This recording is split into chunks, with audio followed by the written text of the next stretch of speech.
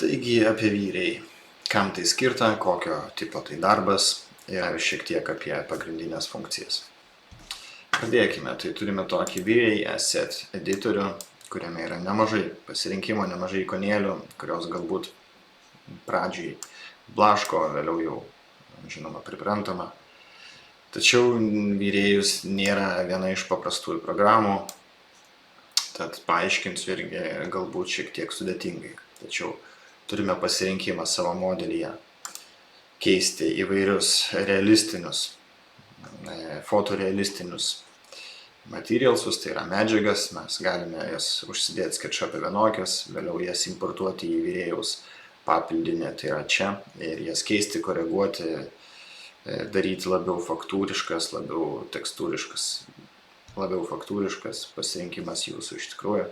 Turime pasirinkimą šviesų, galime rinktis įvairias šviesas, čia matote ikonėlės, tai būtų Dome Lightas, Omni Lightas, Spot ir taip toliau, nemažai pasirinkimo iš tikrųjų žiūrint kokią vizualizaciją, kokią kategoriją jūs darote, ar tai yra uždara, atvira patalpa ir taip toliau. Toliau mes turime irgi nemažai visokių pasirinkimų modeliuojant. Turime taip pat ir sluoksnius, kurie yra tikrai reikalingas įrankis modeliuojant ir gaminant vizualizacijas. Ir taip pat visi kiti nustatymai, tai yra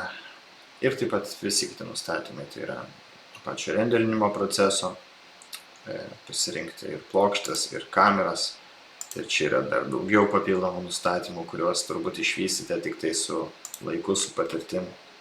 Daug iš tikrųjų visko, viena produktyviausių, viena labiausiai pateisinančių save vizualizacijos programų, gaminanti tikrai fotorealistinės vizualizacijas. Tad tikrai kviečiu išbandyti, išmėginti bent jau paprastas funkcijas pagrindinės, tai yra įsikelt norimas medžiagas ir galbūt pasileisti tas medžiagas nusirenderinti.